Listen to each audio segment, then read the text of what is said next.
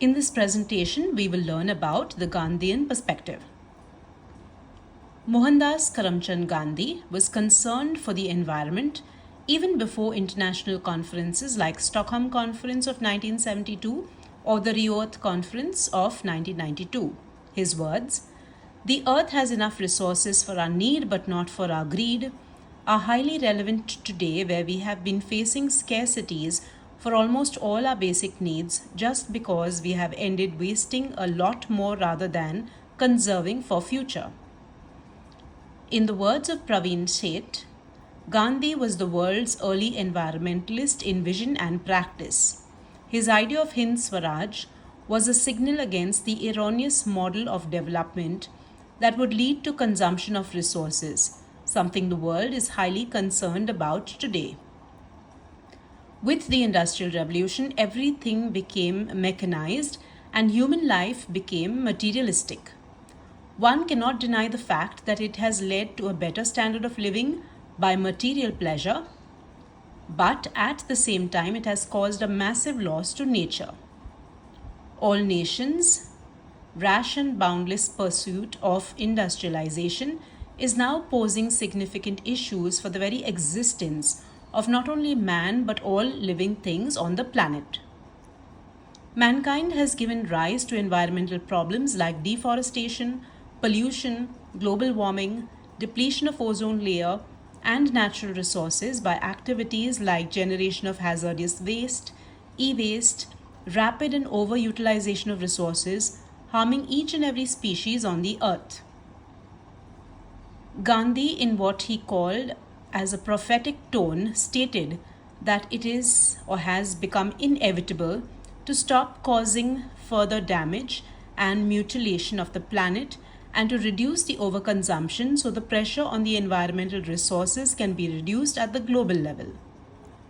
According to Gandhi, development did not mean increased consumerism and materialism, but for him the term development coincided with self-realization, growth of non-violence and increased morality. For him, materialism was a hurdle for self-realization as it only increased greed.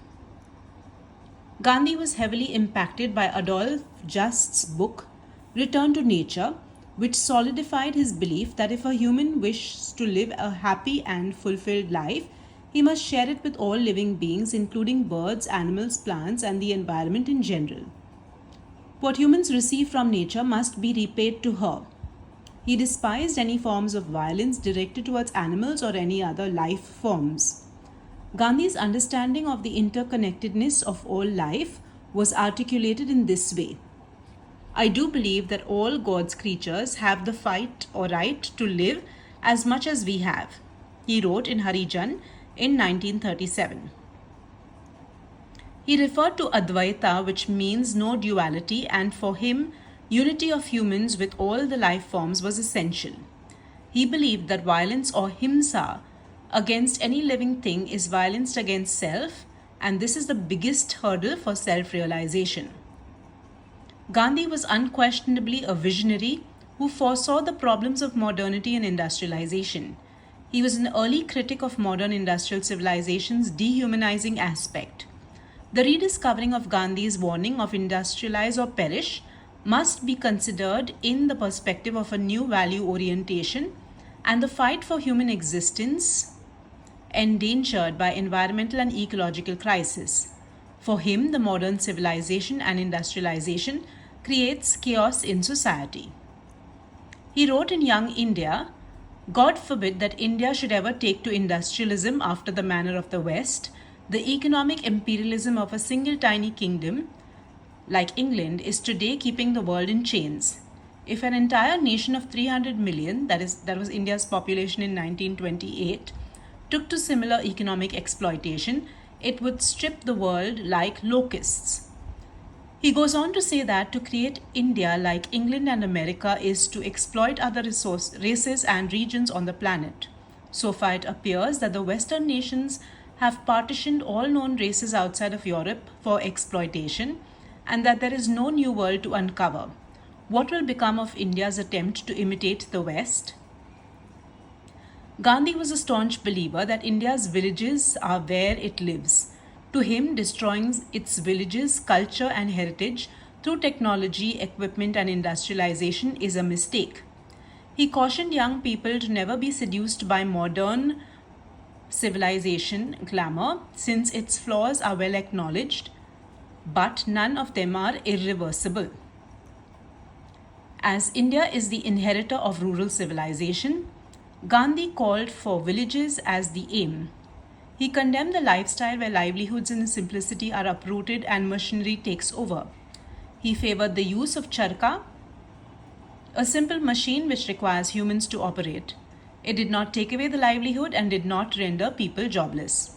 On the other hand, he opposed the huge machinery which replaced humans with machines, leading to less requirement of labor, rendering people jobless.